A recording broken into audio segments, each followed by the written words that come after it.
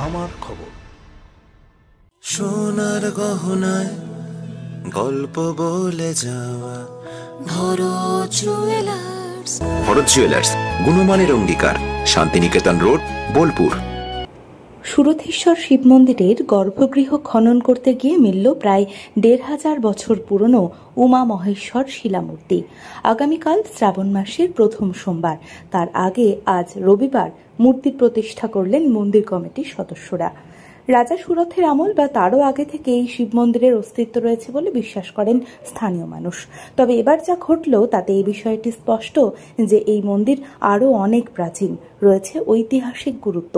সুরথেশ্বর শিব মন্দির কমিটির সভাপতি দীনবন্ধু সিংহ এবং সম্পাদক রামকৃষ্ণ ভদ্র জানালেন, এতকাল ধরে অগুন্তি ঘড়া জল ঢেলেছেন ভক্তেরা, কখনো জল জমে যাওয়ার সমস্যা হয়নি। কয়েকদিন ধরেই তাঁরা লক্ষ্য করছিলেন জল বেরোচ্ছে না, গর্ভগৃহেই থেকে যাচ্ছে। নানান ব্যবস্থা করেও কোনো উপায় হলো না, সমস্যার সমাধান হলো না। এদিকে শ্রাবণ মাস শুরু হতে চলেছে, শ্রাবণের সোমবার মানেই হাজারে হাজারে ভক্ত সমাগম। তাহলে উপায়? শেষ পর্যন্ত পুরোহিতের মত নিয়ে মন্দির কমিটি থেকে সিদ্ধান্ত নেওয়া হয় কি সমস্যা হয়েছে সেটা গর্ভগৃহ খনন করে দেখা হবে। গর্ভগৃহ খনন করতে গিয়ে দেখা যায় ভেতরে বড় বড় পাথরের চাঁই। পাথর সরাতে প্রয়োজন হয় ছোট ক্রেনের। তারপরেই উমা মহেশ্বর শিলামূর্তির দেখা মেলে। আর্কিওলজিক্যাল সার্ভে অব ইন্ডিয়ায় পাঠানো হয়েছিল সেটি। সেখান থেকে জানানো হয়েছে প্রায় ১৫০০ বছরেরও পুরনো এই শিলামূর্তি।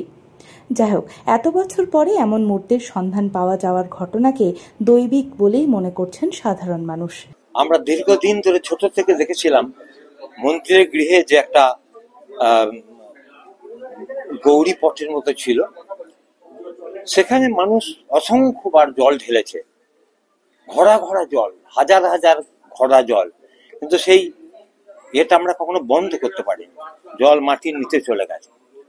ইদানিং এই জলের ব্যাপারটা পুরো বন্ধ হয়ে গেল। আমরা বহুভাবে চেষ্টা করলাম, কম্প্রেসার চালিয়ে, পাম্প মেশিন চালিয়ে, তারপরে পাইপগুলোকে খুলে, কিন্তু কোনোভাবেই আমরা সেটিকে পারিনি। কি করা যাবে? তখন পুরোহিতের মত নিয়ে আমরা গর্ভগৃহ ভাঙতে শুরু করলাম। বিশাল বিশাল বড় বড় ভারী ভারী পাথরের তৈরি নিচেটা, কল্পনা করা যায় না যে এত ভারী ভারী পাথর আমরা মানুষে তুলতে পারিনি। বাধ্য হয়ে আমরা ছোট ক্রেন যেটা বলে চেন পুলি, সেইটা দিয়ে সমস্ত পাথর তুলতে তুলতে দেখছি যে পাথরের নিচে সমাহিত রয়েছে বাবা শিব এবং দুর্গার যুগল মূর্তি। আমরা অবাক হয়ে গেলাম যে তাহলে কি বাবা এই কারণের জন্য এই জলের ব্যবস্থাটা বন্ধ করে দিয়েছিলেন, যে আমি আর মাটির নিচে থাকতে চাই না, আমাদের সেবায়, জনগণের সেবায় উনি অত্যন্ত খুশি হয়েছেন এবং বাবা নিজে প্রকাশ করেছেন নিজেকে। আমরা, শুধু আমরা কেন, স্থানীয় সকলে, বীরভূমবাসী আমরা অত্যন্ত ভাগ্যবান যে বাবা নিজেই আবার প্রকাশ পেলেন এবং প্রমাণ করলেন যে মাটির নিচে কিন্তু মন্দির সমাহিত রয়েছে।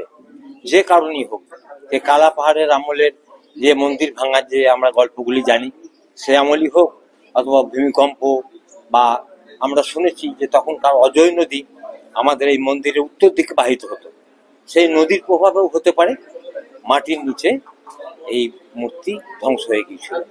আজকে প্রমাণিত এর তলায় এতদিন ধরে বাবা সমাহিত ছিলেন। আজকে তার জাগরণ হয়েছে, আমাদেরকে আশীর্বাদ করার জন্য উনি প্রকাশ করেছেন নিজেকে। আমরা ধন্য ধন্য মনে করি, আমাদের জীবন ধন্য, আমরা সবাই ধন্য। সেই মূর্তিটি সযত্নে আমরা আবার প্রতিষ্ঠা করলাম, তাতেও আমাদের মন্ত্রী মহোদয় এবং স্থানীয় মানুষের অকুণ্ঠ সহযোগিতায় আমরা এটা করতে পারি। তো আমরা আর্কিওলজি ডিপার্টমেন্টে পাঠিয়েছিলাম মূর্তিটা, ওনারা অনুমান করে বলেছেন যে এটা পাল বংশের মূর্তি, প্রায় ১৫০০ বছরের প্রাচীন। তো সেই মূর্তিকে আমরা সশ্রদ্ধ প্রণাম করি।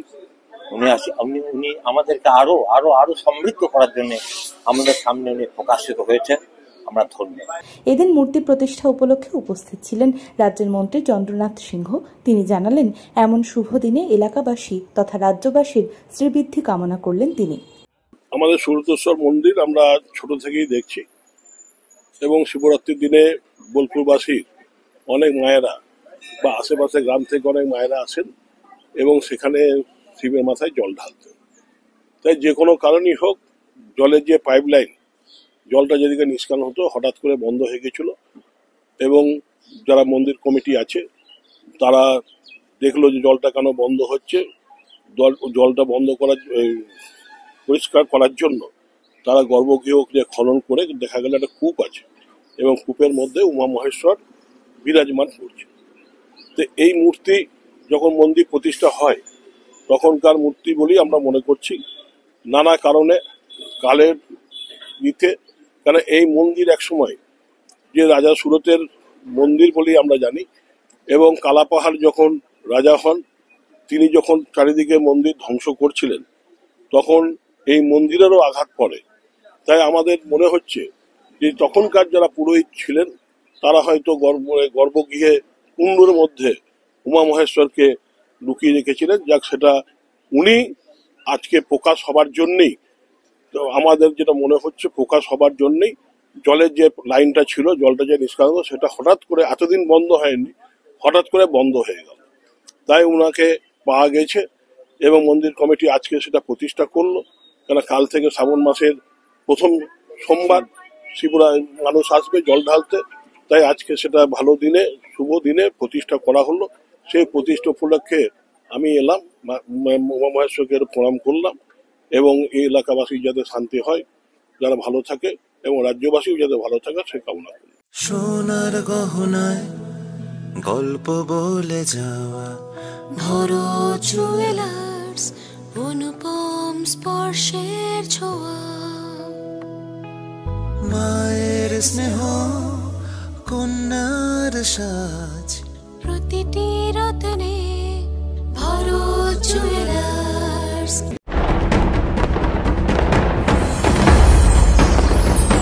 প্রতিটি রত্নে ভরো জুয়েলার্স।